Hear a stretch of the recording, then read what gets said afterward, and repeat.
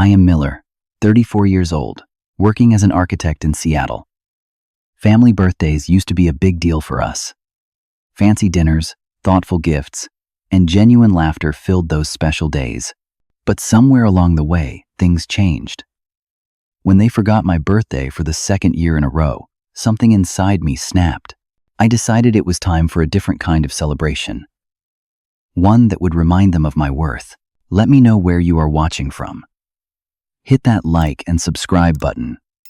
And join me as I transform my pain into an unforgettable experience that changed everything. Growing up in our suburban Seattle home, I was raised in what most would consider the quintessential American family. My father, Frank, now 59, built his commercial real estate business from scratch, a self-made success story. He possessed that particular brand of stoicism that many successful businessmen wear like armor. My mother, Diana, 57, balanced her role as a corporate attorney with passionate involvement in various charitable organizations. She was always planning the next fundraiser or sitting on another nonprofit board. Then there is my younger sister, Cassandra, 31, who transformed her fashion blog into a social media empire, with millions of followers across various platforms. In our childhood years, birthdays were sacred in the Thompson household. I remember my 10th birthday, when Dad took a rare day off work to help Mom organize a backyard carnival complete with games he built himself. Cassandra, only 7 then, made me a handmade card with a drawing of us building sandcastles at our favorite beach. That night, we ate chocolate cake under the stars, and I felt like the luckiest kid in the world. My 16th birthday featured a surprise party where Dad handed me the keys to a used but well-maintained Honda Civic. My 18th included a family trip to San Francisco, where we toured architectural landmarks, fueling my passion for design. Even my 25th was special, a dinner at an exclusive restaurant where my parents toasted my recent promotion at Thompson & Brooks, the architecture firm where I still work today. But things began to shift as Cassandra rose to social media stardom. Her Instagram posts featuring luxury brands and exotic locations gained traction. And suddenly, our family dynamics changed. Mom and Dad were fascinated by this new digital world their daughter dominated. Family conversations increasingly revolved around Cassandra engagement rates, brand deals, and influencer events. I continued building my career in architecture, working 60-hour weeks designing sustainable commercial spaces. My projects won several regional awards, but these achievements barely registered at family gatherings compared to Cassandra's latest sponsored trip or collaboration. Last year, my 33rd birthday coincided with the launch party for Cassandra's first book, a lifestyle guide that landed on the New York Times bestseller list. I waited for a birthday acknowledgement all day, a text, a call, even an email. Nothing came. When I finally called my parents that evening, they apologized profusely, explaining they had been caught up in the excitement of the book launch. We rescheduled my birthday dinner 3 times before it was eventually forgotten entirely. My day-to-day reality at Thompson & Brooks offered little comfort. While I managed important projects, my boss Thomas frequently overlooked my contributions during team meetings. My colleague Justin often received credit for concepts we developed together. My other coworker Alex was the only one who consistently acknowledged my work. As my 34th birthday approached, I secretly hoped things would be different. During our last family dinner, I mentioned casually, "I have some time off coming up at the end of May." The significant look I gave them should have been obvious. Mom nodded absently while scrolling through her phone. Dad mumbled something about the market being unpredictable lately, and Cassandra was too busy documenting her meal for her followers to notice. Nevertheless, I prepared meticulously for our monthly family dinner scheduled 5 days before my birthday. I chose a stylish but understated outfit, rehearsed casual ways to remind them about my upcoming special day, and even researched a new restaurant I thought we might visit for the occasion. Surely, after last year's fiasco, they would make an effort this time. With that fragile hope, I drove to Laurel and Pine, the upscale restaurant, where we gathered each month to maintain our family connection. Laurel and Pine was the kind of establishment where the waitstaff moved like ghosts, appearing precisely when needed and vanishing when not. Crystal chandeliers cast a warm glow over white tablecloths, and the gentle notes of a piano created the perfect backdrop for intimate conversations. I arrived first, as usual, and secured our regular table by the window overlooking the waterfront. My father arrived next, checking his Apple Watch and mentioning he could only stay for 90 minutes due to an early meeting the following day. Mom and Cassandra arrived together, laughing about something on Cassandra's phone.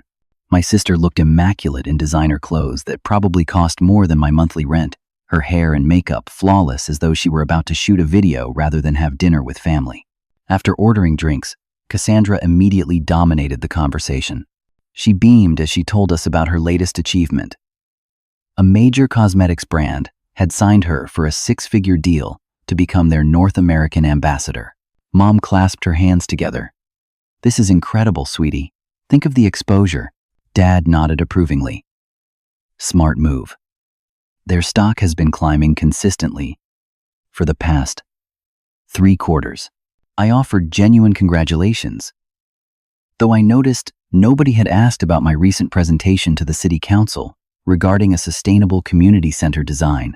The real bombshell dropped when Mom reached for her purse and pulled out 3 small envelopes, distributing them to Dad and Cassandra, but not me. "We have a surprise," she announced, her eyes twinkling with excitement. "Frank and I have been planning this for months." Cassandra opened her envelope and squealed with delight. "A 2-week European tour? Are you serious?" Dad smiled proudly. "Paris, Rome, and Barcelona. All 5-star accommodations. We thought it would be perfect for your social media content and a great way to celebrate your cosmetics deal." My stomach tightened as I realized what was happening. They had planned an elaborate family vacation, and I was not included. Still, I tried to give them the benefit of the doubt. Perhaps my envelope was coming separately. Or maybe this was somehow related to my birthday. I cleared my throat. "That sounds amazing. When is this happening?" I asked casually, taking a sip of water to hide my growing discomfort. Mom checked her calendar. "We leave June 7th and return on the 22nd. We wanted to do it sooner, but this worked best with Cassandra's schedule. June 7th. My birthday was May 30th, so they would be gone during it." I tried again. "So, the end of May would not have worked?" I asked, emphasizing the time frame of my birthday. Dad shook his head, completely missing my hint. "No. Too many conflicts with my business meetings. Plus, the weather is better in June." The waiter arrived with our entrees, temporarily halting the conversation. As we began eating, I decided to be more direct. "Speaking of the end of May, I have something coming up on the 30th, I said. Before anyone could respond, Cassandra gasped at a notification on her phone. The Morgans just invited me to their yacht party in San Diego. Their daughter has 20 million followers. This could be huge for cross-promotion. And just like that, the conversation veered away again. I picked at my salmon as they discussed the yacht party, the European tour, and Cassandra's upcoming television appearance. My hints fell on deaf ears, and my presence seemed almost incidental to their excitement. Then my phone buzzed with a text message. It was from Alex, my coworker. "Hey Miller, just wanted to get an early birthday wish in, since I will be at that conference next week. Hope it is a good one." I stared at the message, a complex mixture of gratitude and sadness washing over me. A colleague remembered my birthday, but my own family seemed oblivious. I placed my phone screen up on the table, hoping someone might notice the birthday message, but no one even glanced at it.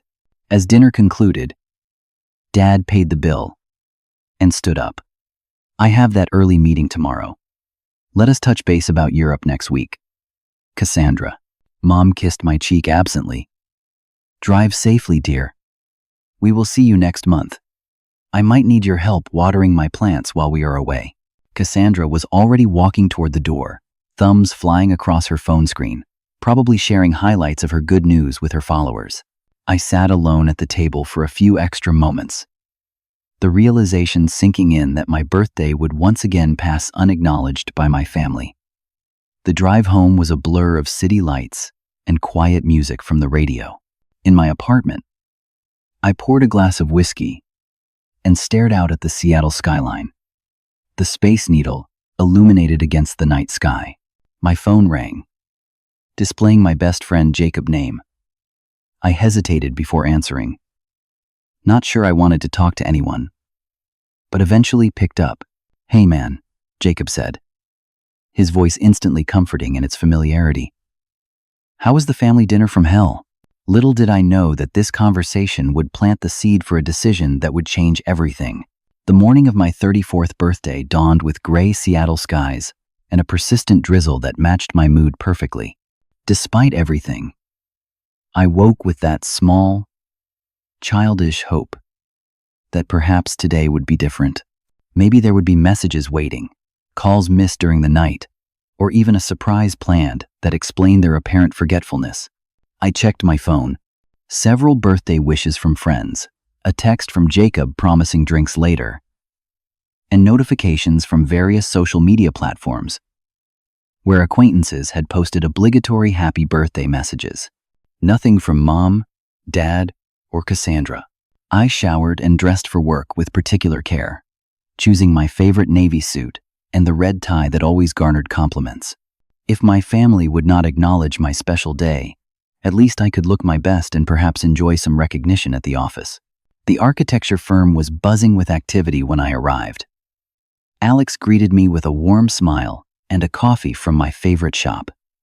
"Happy birthday, Miller. The conference got pushed back, so I get to embarrass you in person after all." I laughed, genuinely touched by the gesture. "Thanks, Alex. This is already making the day better."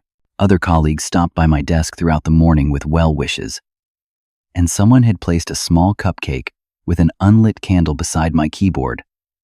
When I returned from a client call, these small kindnesses stood in stark contrast to my family's silence, making their absence even more pronounced. At 11, Thomas called an impromptu team meeting in the conference room. We gathered around the long table as he paced at the front, excitement evident in his typically stern demeanor. "We have been awarded the Horizon Project," he announced, referring to a prestigious sustainable office complex that several firms had been competing for. "This is a $20 million contract that will put Thompson and Brooks on the national map." Excited murmurs filled the room. I sat up straighter, pride swelling in my chest. I had contributed significantly to the proposal, spending weekends perfecting the energy efficiency models and innovative community spaces. Thomas continued, "This project needs our best talent leading the way. After careful consideration, I have selected Justin to serve as lead architect, with support from the sustainability team." The air left my lungs as if I had been punched. Justin? He had barely contributed to the proposal. I had developed the core concepts that won us the contract. As the meeting concluded, I approached Thomas privately. I thought my work on the proposal might have positioned me for the lead role, I said, trying to keep my voice neutral. He glanced at me distractedly. "You did good work, Miller. But Justin has more experience with projects of this scale. Next time, perhaps." He patted my shoulder and walked away before I could respond. By lunchtime, my birthday had transformed into a day of compounding disappointments. I escaped the office and walked to a small cafe a few blocks away, needing space to process the morning events. After ordering a sandwich I barely wanted, I sat by the window and reflexively checked my phone. Still nothing from my family. Out of habit, I opened Instagram and was immediately confronted with a post from Cassandra.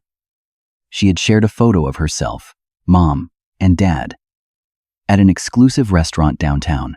The caption read, "Early celebration lunch for our European adventure. planning the perfect itinerary with my favorite travel companions. #blessed. The timestamp showed it had been posted 30 minutes ago.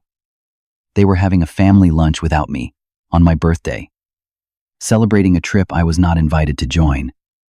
The sandwich turned to ash in my mouth. I scrolled through the comments and spotted one from my mother. So excited. We needed this planning session.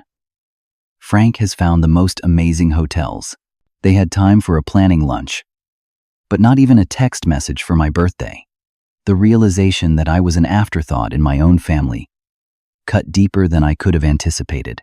I paid for my barely touched meal and walked back to the office through the rain, not bothering with an umbrella, barely noticing as my suit became soaked. The afternoon dragged on interminably. I went through the motions of working, responding to emails, and reviewing blueprints. But my mind was elsewhere, cycling through memories of past birthdays and trying to pinpoint when exactly I had become invisible to the people who should care most. At 4:30, an email notification appeared on my screen. It was from my mother. Subject: house sitting. Miller. We will be leaving for Europe on the 7th as planned. Would you be able to check on the house every few days while we are gone? The security system sometimes gives false alarms, and the plants need watering twice a week. The spare key is in the usual place. Thanks, Mom. Not a single word acknowledging my birthday. Not even in passing. It was as if the day held no significance whatsoever. I stared at the screen until the words blurred, a hollow feeling expanding in my chest. By the time I left work, the rain had intensified into a proper storm. I drove home mechanically, barely registering the traffic or the windshield wipers fighting against the downpour. In my apartment, I changed into dry clothes and sat on the couch in the dark, not bothering to turn on the lights. At 7, the doorbell rang. Jacob stood there holding a small chocolate cake with a single candle and a 6-pack of craft beer. "Happy birthday, you old man," he said with a gentle smile that told me he understood exactly how I was feeling. For the first time that day, I felt seen. The simple acknowledgement from my oldest friend unleashed something inside me. And before I could stop it, I was telling him everything about the forgotten birthday, the European trip, the work disappointment, and the email asking me to water plants, but not acknowledging my existence. Jacob listened without interruption. His presence the only gift I truly needed that day. Jacob set the cake on my coffee table and handed me a beer. As we sat in the soft lamplight of my apartment, the rain beating against the windows created a cocoon of intimacy that invited deeper conversation. "You know what the worst part is?" I said, picking at the label on my bottle. "I keep trying to earn their attention. Every promotion, every design award, every achievement is just another attempt to make them see me." Jacob nodded thoughtfully. "I went through something similar with my parents after my brother graduated from medical school. Suddenly, my career in photography seemed trivial by comparison." I looked up, surprised. "You never told me that. You always seem so confident about your work." He smiled ruefully. "That confidence came later.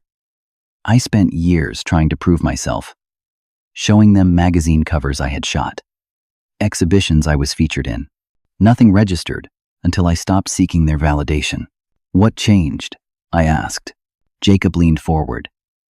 "I took an assignment in Thailand for 3 months. Being that far away gave me perspective. I realized I was living my life for their approval, and it was making me miserable. When I came back, I was different. I did photography because I loved it, not to impress anyone." His words resonated deeply. For years, I had been trying to compete with Cassandra's star power, hoping that if I achieved enough, my parents would give me equal attention. It was an exhausting, losing battle. "We have more in common than I thought," I said quietly. Jacob raised his beer. "To the overlooked middle children, even when we are not actually middle children." We laughed, and for a moment, the heaviness lifted. As we ate cake, that tasted better than any five-star restaurant dessert. Jacob scrolled through his phone and showed me photos from his Thailand trip. The vibrant markets, serene temples, and stunning beaches sparked something in me. You ever think about just going somewhere? I asked suddenly. Just picking up and leaving? All the time, Jacob replied. In fact, I have been saving for a trip to Japan next year. A crazy idea began forming in my mind. I had 3 weeks of unused vacation time. I had been saving for a down payment on a condo, with a substantial sum already set aside. What if, instead of waiting for my family to acknowledge me, I acknowledged myself? I have money saved, I said slowly. And vacation time. Jacob's eyebrows rose. You thinking what I think you are thinking? The idea crystallized as I spoke it aloud. I could book a luxury vacation. Somewhere amazing. Not a budget trip, but the kind of place Cassandra would post about. The kind of experience my family would notice. Jacob's eyes lit up. Now we are talking. Where would you go? I thought about it. Somewhere with stunning visuals. Somewhere that would photograph well for social media. Though I rarely posted. Somewhere that would make them realize what they were missing by not including me. Bali, I said finally. I have always wanted to see Bali. Jacob grabbed my laptop from the side table and opened it. Let's look at options. This is happening. For the next 2 hours, we researched luxury villas in Bali. The more we looked, the more excited I became. These were not just hotel rooms, but private paradises with infinity pools overlooking the ocean, personal chefs, and experiences I had only seen in celebrity vacation posts. Then I saw it. A cliffside villa with panoramic ocean views. A private infinity pool. Daily breakfast prepared by a personal chef. And a dedicated butler. The photos were breathtaking, showing pristine white furnishings against the backdrop of turquoise water and lush tropical gardens. The price per night was more than I typically spent on a week of expenses, but I had the savings. This is it, I breathed. This is where I need to go. Jacob whistled low. That will definitely get their attention. As we finalized the details, booking the villa for 2 weeks and searching for flights, I felt a strange mixture of anxiety and exhilaration. This was not like me. I was the responsible one, the planner who always made safe choices. But something had broken inside me when I saw that Instagram post of my family, celebrating without me, and the fracture was liberating. The next morning, still riding the wave of determination, I walked into Thomas' office before the workday officially began. I need 2 weeks off, starting Monday, I said without preamble. He looked up from his computer, surprised by my directness. That is very short notice, Miller. We have the Horizon project ramping up. I nodded. I understand, but I have 3 weeks of unused vacation time. And this is important. I will ensure all my current projects are covered before I leave. Thomas studied me curiously. This is not like you. I think that is part of the problem, I replied honestly. I have always put work first, been the reliable one. But I need this. Perhaps seeing something in my expression. He nodded slowly. All right. Make sure Justin has everything he needs for Horizon. And check in with Alex about covering your other projects. Thank you, I said, turning to leave. Miller, he called as I reached the door. Is everything okay? I paused, considering the question. It will be, I answered. And meant it. Over the next few days, I threw myself into preparations. I bought new clothes suitable for a tropical paradise, ordered a high-quality camera, and even got a haircut at an upscale salon rather than my usual barber. I prepared detailed notes for my colleagues about ongoing projects and tied up loose ends. I did not tell my family about my plans. Not a word. My mother sent a follow-up email about house sitting, which I agreed to, without mentioning that I would be out of the country for most of their trip. A petty omission, perhaps, but satisfying nonetheless. The night before my departure, I sat at my desk and opened my laptop. On impulse, I began sketching a concept for a sustainable luxury resort that incorporated elements of traditional Balinese architecture with modern, eco-friendly features. The design flowed from my pencil effortlessly, inspired by the research I had done on Bali architecture and landscapes. I spent hours refining the concept, then composed an email to Thomas with the preliminary sketches attached. I had an idea for a new direction we might consider for future resort projects, I wrote. This combines luxury and sustainability in a way that might interest our more environmentally conscious high-end clients. Just something I have been thinking about. I hit send before I could second-guess myself, then finished packing my suitcase. As I set my alarm for the early morning flight, I felt a strange sense of peace. For the first time in years, I was doing something solely for myself, not to gain approval or acknowledgement from others. Tomorrow, I would begin a journey that would change everything, though I did not yet know exactly how. The gentle rumble of the plane engines and the anticipation of adventure kept me awake for most of the 20-hour journey. I changed planes in Tokyo, where the efficiency of Narita Airport impressed me, before continuing on to Denpasar International Airport in Bali. When we finally descended through cotton candy clouds to reveal the island below, my breath caught in my throat. The landscape was a patchwork of emerald rice terraces, dense jungle, and coastlines fringed with white sand beaches. After clearing customs, I was met by a driver holding a sign with my name, a service included with my villa rental. As we drove from the airport through bustling Denpasar and toward the more serene Uluwatu region, I absorbed the sights, sounds, and scents of Bali. Scooters weaved through traffic carrying entire families. Roadside stands offered tropical fruits I could not name, and ornate stone temples peeked out from between modern buildings. When we finally arrived at the villa, the property manager greeted me with a warm smile and a cold towel infused with lemongrass. "Welcome to Villa Santai, Mr. Miller. We hope you find peace and joy during your stay with us." The villa exceeded even the stunning photos I had seen online. Perched on a cliff overlooking the Indian Ocean, the open concept design blended indoor and outdoor living seamlessly. Floor-to-ceiling glass doors opened completely to connect the living area to the infinity pool that appeared to merge with the horizon. The decor was a perfect balance of luxury and traditional Balinese elements. Stone carvings, natural wood, and locally crafted textiles added warmth to the sleek modern structure. My personal butler, maid pronounced Made, showed me around the property, explaining the various services available.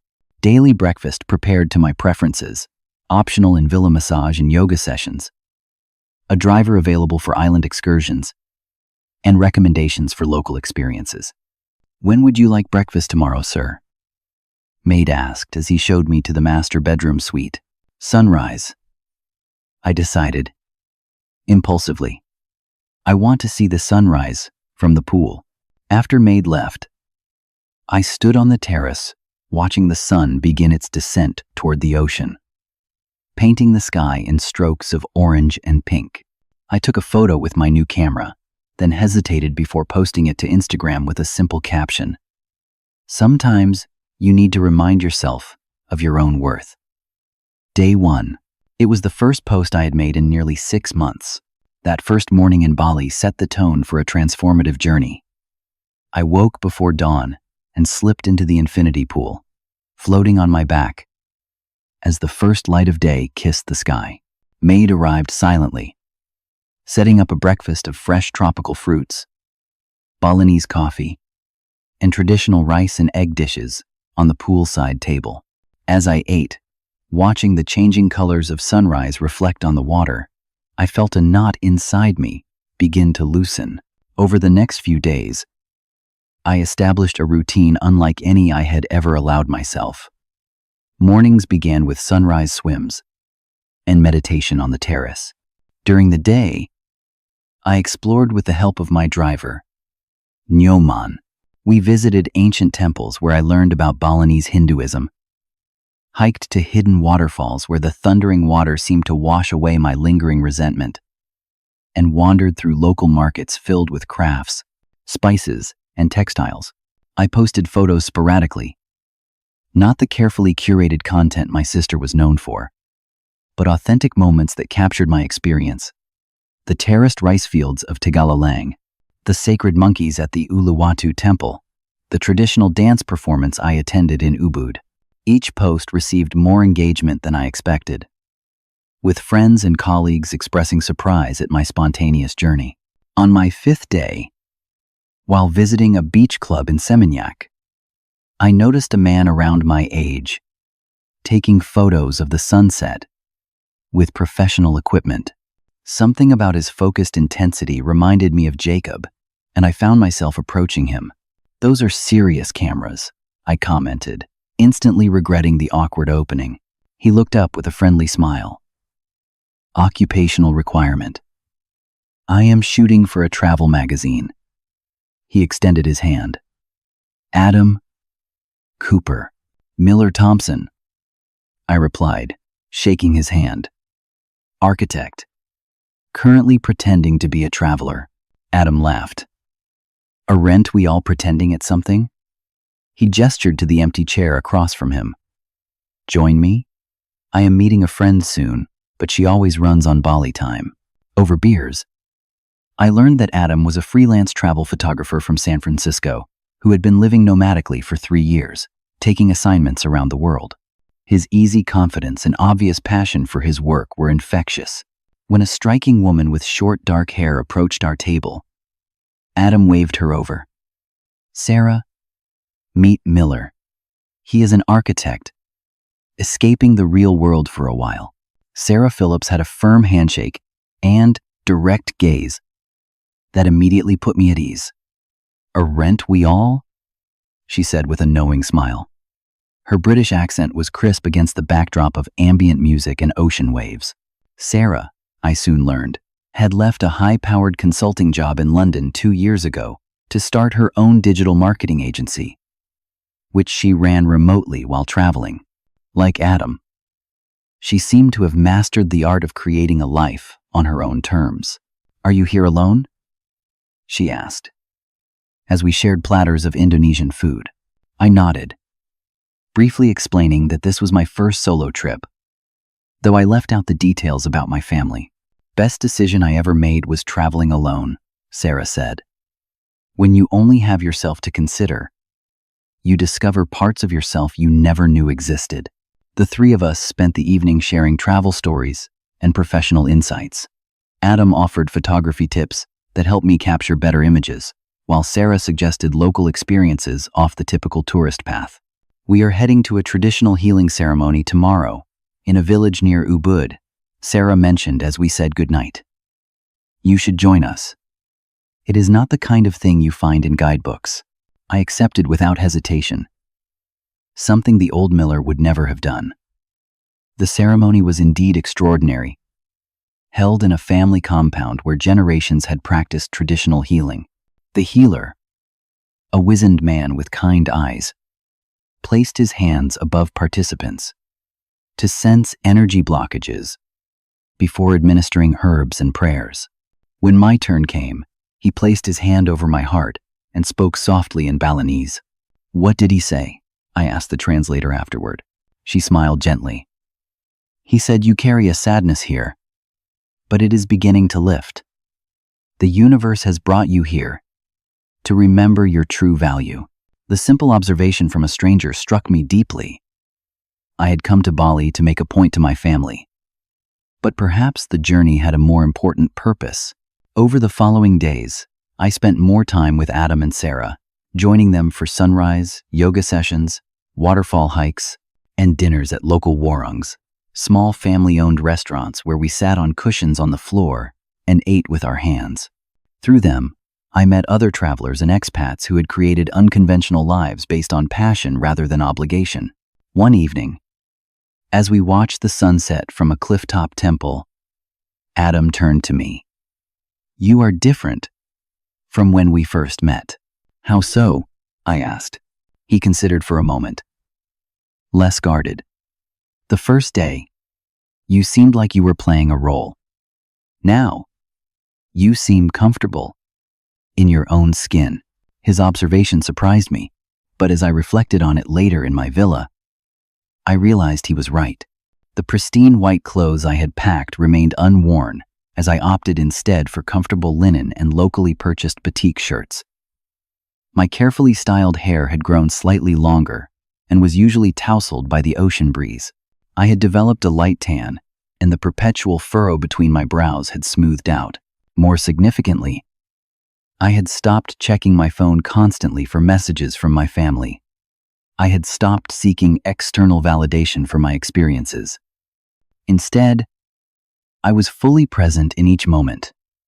Whether watching fireflies dance above the rice fields or learning to prepare traditional Balinese dishes from the villa chef. On the morning of my 8th day in Bali, I received the first sign that my absence had been noticed. A notification from Instagram showed that Cassandra had liked several of my recent photos and left a comment. "Wow, bro. Where are you?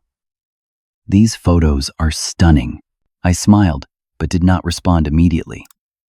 Instead, I grabbed my camera and headed out for a day of exploration with my new friends, the weight of invisibility beginning to lift from my shoulders.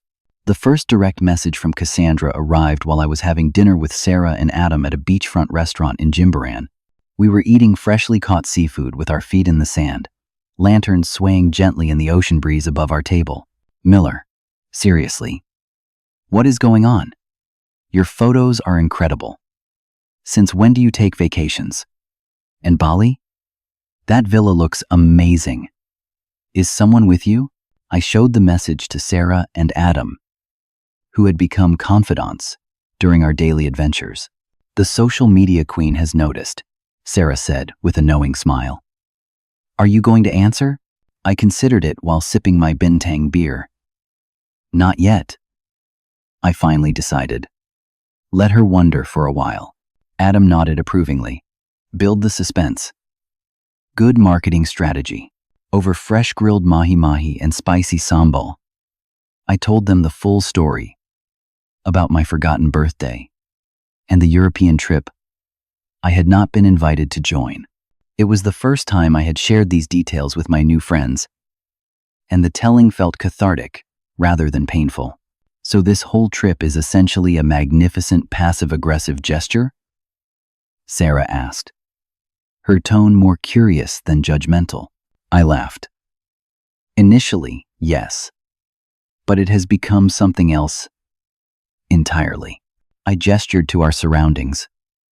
The sunset painting the sky in brilliant hues of orange and purple, the gentle rhythm of waves providing the soundtrack to our evening. This is the first time in years I have felt fully alive. That is worth far more than proving a point to my family. The next morning, a text message from my mother appeared on my phone. "Miller, are you in Bali? Cassandra showed me your Instagram. Is everything okay? This seems very unlike you." The concerned tone might have once filled me with guilt. Now it just amused me. My mother only noticed my absence because my sister had pointed it out, not because she had sought me out herself. I waited until evening to respond with a simple, "Yes, I am in Bali. Everything is wonderful." Taking some time for myself, I continued posting photos that showcased not only the stunning landscapes of Bali, but also my evolving self. A shot of me after climbing Mount Batur at sunrise, sweat glistening on my brow but eyes shining with accomplishment. Another of me learning traditional wood carving from a master artisan in Ubud. My focus evident as I worked the chisel. A video of me attempting to surf, falling repeatedly but laughing each time I emerged from the waves. Each post garnered more attention from my family. My father, who rarely engaged on social media, began liking my photos. Then came the direct messages and texts, increasing in frequency and urgency. From Cassandra, "I have never seen this side of you. You look so happy. Can we FaceTime? I want to hear all about it." From Mom, "Darling, this trip looks wonderful. Why did you not tell us you were planning this? We would have loved to know. From Dad. Impressive villa, son. What is the investment opportunity like in Bali real estate? Perhaps we should discuss. When you return.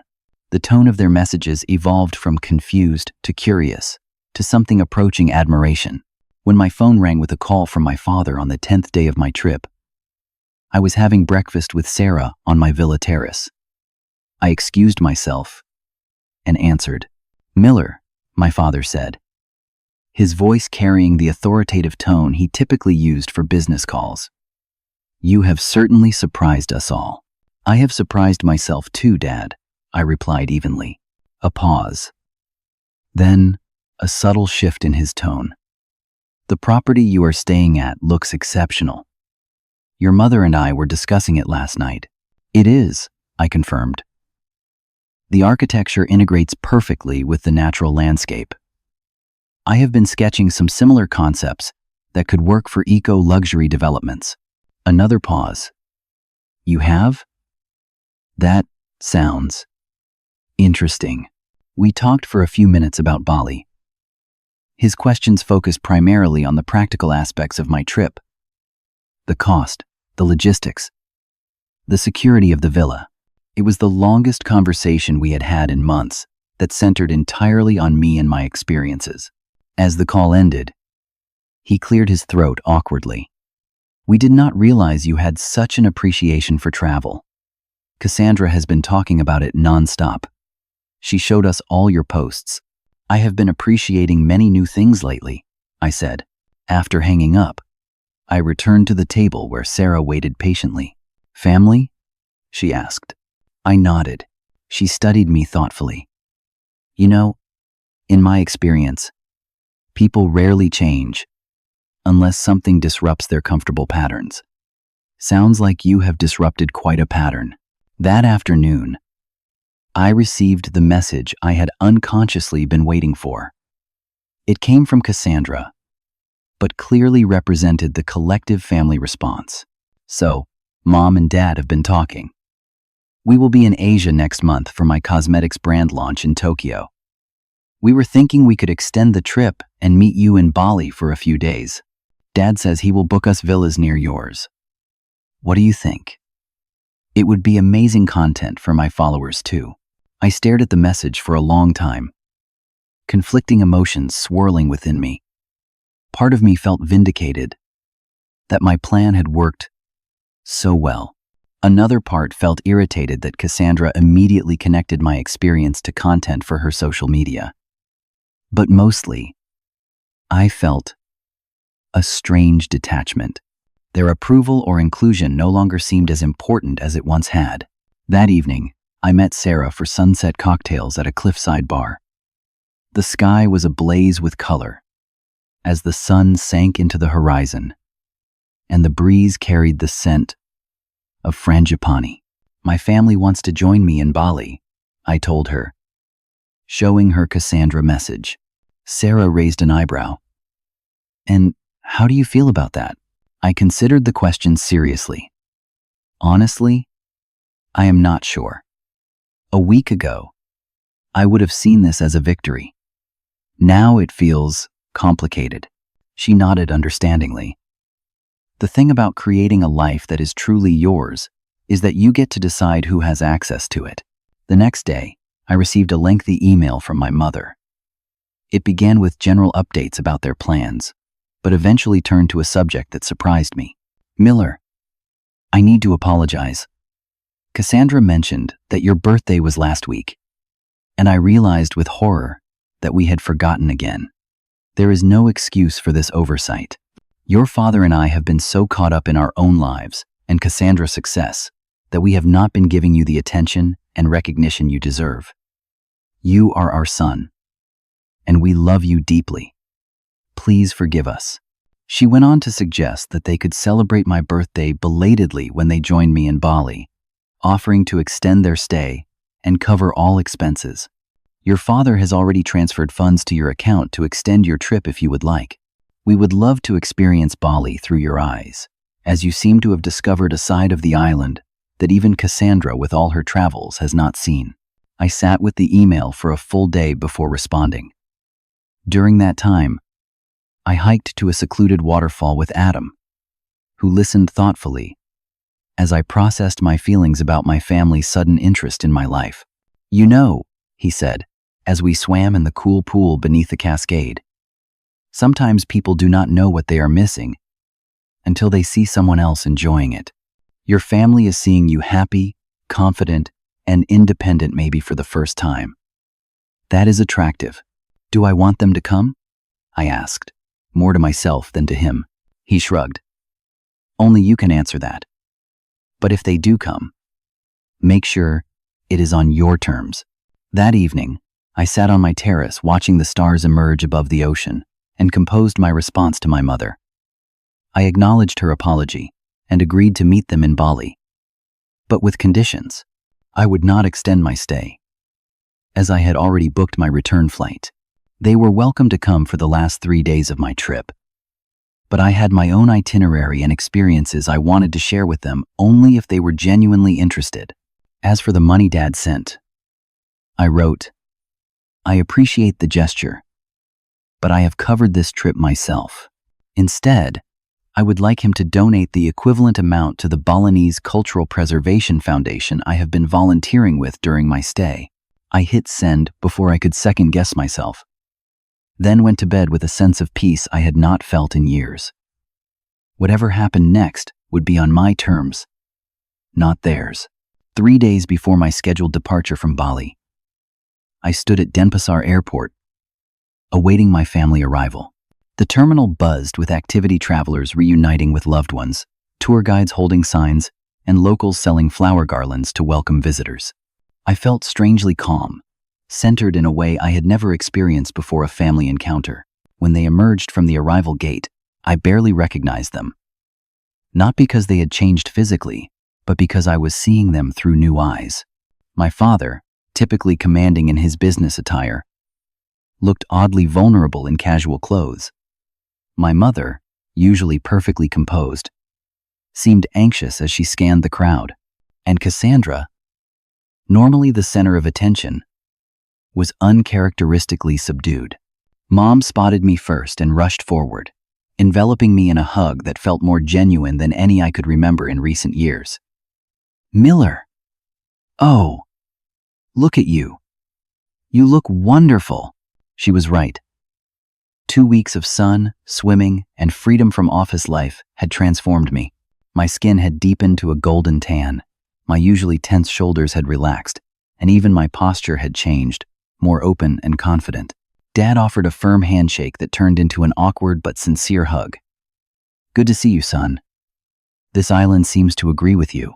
Cassandra hung back slightly, her professional smile replaced by something more tentative. "Hey, bro.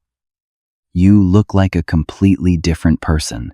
I had arranged for a luxury van to transport us to the restaurant where I had made dinner reservations. As we drove along the coastal road, I pointed out temples and beaches I had discovered during my stay.